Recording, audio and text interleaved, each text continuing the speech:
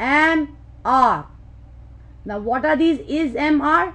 They are simple auxiliary verbs. Is that clear? So is, am and are plus verb plus ing. Every verb, when it has a suffix of ing, it is showing an action which is in a continuous motion. Correct? So whenever you want to say something in a continuous tense, you should always put ing with the verb. Now let us start with the first table of the continuous tense. Starting with the affirmative sentences. I am going. Why am? I becomes a singular person. So with a singular one, you have to use am. With first person, use am. Correct? With the third person, again becoming a singular, he, she, it, you should use is. Okay? With the first, I have already told you that every person will have a different word to be noted. Here, I am going. First person with am. Third person, he, she, it is going. And the middle one, which is the second person, you, we and they. You, we and they are going. Why? Because it becomes a plural thing. So you should use an are. Is that clear? So I am going, you are going, he, she, it is going. Let us start with the negative questions, negative sentences. I am not going. I ain't going. Correct. You are not going. You aren't going. He is not going. He isn't going. Is that clear? So whenever you have a negation word, again the same am, are and is will be used with first, second and third person. I am, you are and he is not going to the market. Is that clear? So am, is and are. Next table is about the interrogative. Am I going? Answer is yes, I am going. Correct. Are you going? Are we going? Are they going? Yes, they are going. No, they are not going. Are you getting it? Is he going? Isn't he going? Correct. He is going. So these are the sentences to be made in continuous tense. Earlier sentences were simple present tense. Here can you see the verb go is showing an action which is still going on. Are you getting it? So this becomes a continuous tense. Present continuous tense describes actions which continue or go on for some time in the present. Subject is, am, are plus the verb plus ing. So this is the tense which describes an actions which continues to go on for some time in the present. Examples are I am teaching grammar. We are studying tenses. Are you getting it? So this process is going on. So these are the examples of present continuous tense.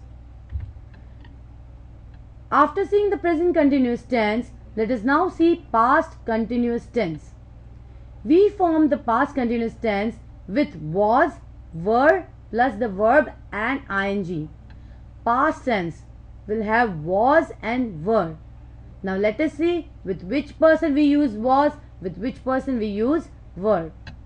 The first table shows affirmative sentences. Please remember now, was is for singular. Is that clear? Singularity is shown by was. Plurality is shown by were. I, he, she, it all becomes a singular personality. Therefore, I was going. It was going. Instead of going, let me say running. Is that clear? So he was going. So there are many words which are singular. Every singular verb, every singular person will have was. But if we talk about you, we and they will form were. Here were shows the plurality. You were going, we were going and they were going. So therefore with continuous tense in past, was and were is used according to the singular and plural verbs. Okay. Coming to the negative sentences, I, he, she, it was not going. You, we, they were not going. Was not can be called as wasn't. Were not can be called as weren't. Is that clear? So I was not going, he was not going, she was not going. Similarly, you, we, they weren't going. Is that clear? Now coming to the interrogative and question sentences. Was I going? Were you going? Was he going? Etc. So whenever you ask a question, please remember in present tense you have am, are, is for first, second and third person. Whereas in simple past tense you should have was and were for first and third person was. For second person it is were. Is that clear? For first and third person you should have was. With the second person we will have were.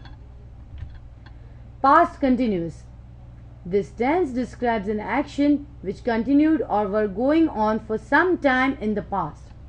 The action which has been continued or which were going on for some time in past.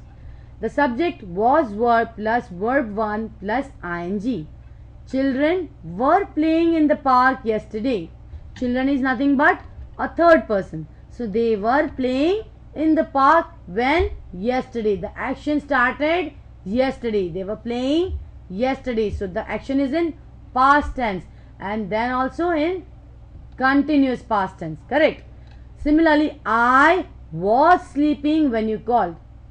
When you called it, he was or I was sleeping. With I becomes a singular person, therefore you should use was. So this is clear now. An action which is taken in the past and it is still continued. The next is future continuous tense. When we know about the simple present, when we know about the simple past, when we know about the present continuous, past continuous, it is very easy to learn future continuous tense. Let us see the future continuous tense. We form the future continuous tense with will, shall plus be plus verb plus ing. Let us see the table now. I will be going. Is that clear? I will be going. Here be also becomes a helping verb or an auxiliary verb. Okay. You will be going. They will be going. Or he, she, it will be or shall be going. So it is very easy. The only change from past and present is be is used. Be is nothing but the helping verb used here. Which is the main verb? Going is the main verb. Be becomes the helping verb with going. Correct. Next is the negative sentences. I, you, we, they will or shall not be going. Only the word not is included. Rest the things are done. Will not be going. Next comes will, shall. Shall I be going? Will you be going? Will he, she, it be going? These are the question mark or interrogative sentences. Now please remember, let us say that present tense is done. Simple present tense is done. Simple past tense is done. Continuous tenses are done. Will be going. Coming to the future continuous tenses. How can we use these future continuous tenses? Certain actions will be done or can be predicted later on. As I told you, will or shall are also used as moods in auxiliary verbs. We can always predict things. Correct. So that is the prediction. So in future continuous you can always show sentences which are a prediction. Shall be doing the things. Shall be coming to college. Correct. So these are the actions which has been done only in the future. They are only predicted. They have not been yet done. Neither they have been done in the present. This tense is used to describe actions which continue for some time in future. I shall be packing for the journey later. Later means coming time. Shall be packing. Mridul will be coming home in the evening. Yet the evening has not come. but Mridul will be coming in the evening. Okay, so the action is going to come in the next few hours, and then the person is going to come, is will be coming. Correct. So that is future continuous tense. After doing simple tenses, after doing the continuous tenses, now let us move towards the perfect tenses. Now what is this perfect tense? Perfect tenses, we form the perfect tense with have, has plus past participle of the verb. Have, has with past participle. Past participle is nothing, students, but bhut krudant. Do you understand? Past participle is bhut krudant. Now, affirmative sentences. I have gone. Gone is the past participle of go. He, she, it has gone. Now, can you see this difference? With first and the second person, we can use have. With the third person, we can use has. So, have goes with the first and the second person. Has goes with the third person. Coming to the negative sentences, I haven't gone. This and he, she, it has not gone. Coming to the question mark, have I gone? Has he gone? Have they gone? So then question starts with have and has. Have for the first and the second person, has with the third person. Present perfect tense. This tense is used for the actions which start and finish in the present time. Subject plus has plus have plus verb. It is used in the following circumstances: when an action is completed in the near present or just now. Now, action is present, it is completed in the near present. That is the first point where we use present perfect tense. Then, when an action started earlier and continued up till the moment of speaking, that is present perfect continuous, continued up till the moment of speaking. And when an action happened earlier but its effect is there in the present. The third part is the proper perfect tense. Is that clear? So these are the three conditions where you can always have present perfect tense. Let us move to the past perfect tense. As we know that in the present tense we have used have and has, but in the past tense we are going to use had instead of have and has. We form the past perfect tense with had or past participle of the verb. Correct. Had is used with the past participle of the verb. It is very easy to understand past tense if you are very clear or very thorough with the first tense, that is the present tense. Let us see the affirmative sentences of past perfect tense. The things has already been perfectly done. With first and second or with the third, a common word had is used. I had gone. He had gone. The action is already done. The action of going is already done. So this action is a perfect tense. I, you, we, they, or he, she, it had gone. Now coming to the negative sentences, I, you, we, they, and he, she, it had not gone, hadn't gone. Is that clear? So I, you, we, they, and he, she, it hadn't gone. So then coming to the next one, the question sentences: had I gone? Had he gone? Or had she gone? Had she gone where? Had she gone to the market yesterday? The action is totally completed.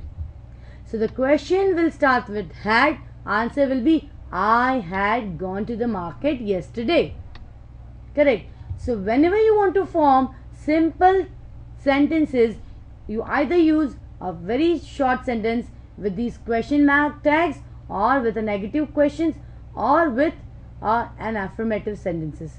These are very simple basic formation of sentences. Past perfect tense. This tense is used for actions that finished in the past but even before another action in the past only. Subject plus had plus verb 3. Example: I had solved the sum when the class began. Correct. sum was solved at 10 a.m. Class began at 10:30 a.m. So before the class starts, the sum was already solved. And he is speaking when? At 11 o'clock. Can you see the timeline? Past and past. Please pay attention. Sum was solved at 10 a.m. That is in past, right? The class began at 10:30. That is the past. 10:30 the class began, but the sum was already been solved. And this thing is been told at 11 a.m. That means the thing is present tense is 11 a.m. Right?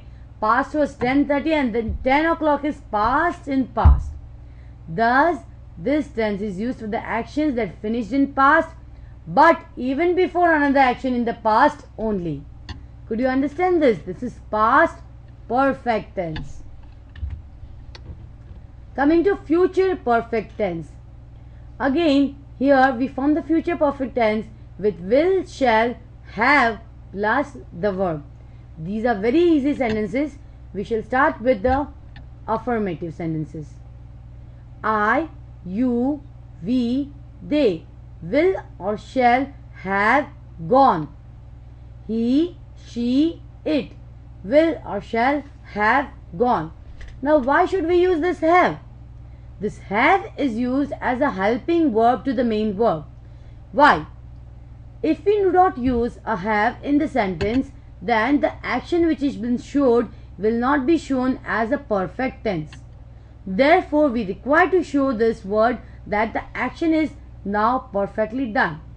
And will and shall suggest the tense is future. Thus, I will have gone to the party. I shall have done the work.